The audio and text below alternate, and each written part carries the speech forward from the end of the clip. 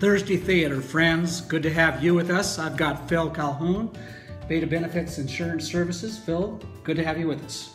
Thank you, Russ. Appreciate it.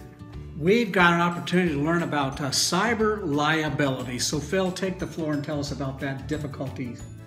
Great. Thanks, Russ.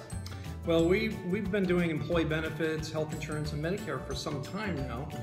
And we've noticed over the last couple of years a trend toward data breaches and cyber risk. So we've worked with insurance carriers, and we now offer our clients solutions called cyber liability insurance, which helps cover the expense of getting your systems back, your IT systems back up and running again. Is it new, this kind of liability? It's relatively new, but the large insurance carriers have products now where they can custom design the coverage to meet the needs of each employer. So as a broker, we identify those needs for our employers and we customize the coverage. Are you noticing that businesses really need to pay attention to this? It's a stretch, but usually the IT professionals or the person in charge of IT at an employer, they know that no matter what they do to put up firewalls and other protection, that it's still human error inside the company, or it could be a hacker coming in from outside that gets somehow through all those walls that creates all those damages. So there's reporting responsibilities to people who have been damaged, clients, customers, etc. And that's what the cyber liability coverage helps to cover the expense of notifying customers and paying for your IT professional to come in and figure out what happened so they can prevent that problem from happening. Friends, I know that Phil has got a backstory in his personal life right now that I'd like to have him share about. Project L.I.F.E. Phil, tell us a little bit about Project L.I.F.E. Well, I went through a half-time process and I looked at my give back and how I can give back. So I developed an idea and we piloted the program and now we're ready to move forward. It's called Project L.I.F.E. L.I.F.E. stands for Living in Faith Every Day. And we match young adults 18 to 29 after we've trained them with senior citizens who live in their home and are active. And they meet together 1 hour a week and they commit for 8 weeks.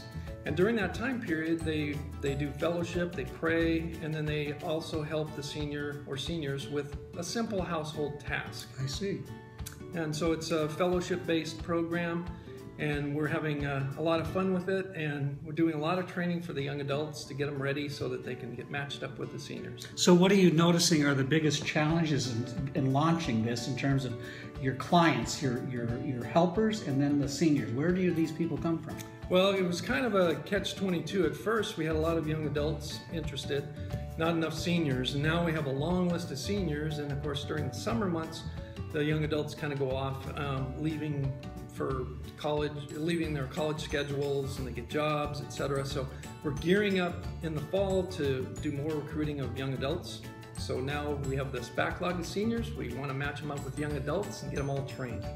Do you have any desire to have people connect with you about this project? Absolutely. Really? We would love to have as many young adults as possible. Typically we work through a church, so we work with the church population, kind of a community-based effort, and we typically match the young adults in that church or parish with the senior citizen who also attends that same church or parish.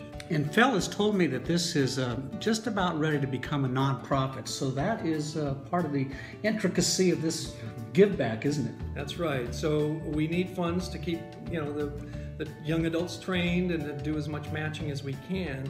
And so we're moving toward being a 501c3 and just filed the paperwork, and so now we're in that waiting period.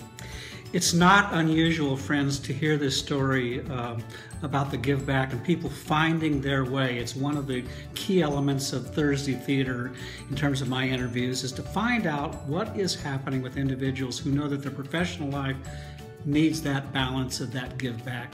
Phil, it's a pleasure to spend these few moments with you on Thursday Theater. Thank you, Russ.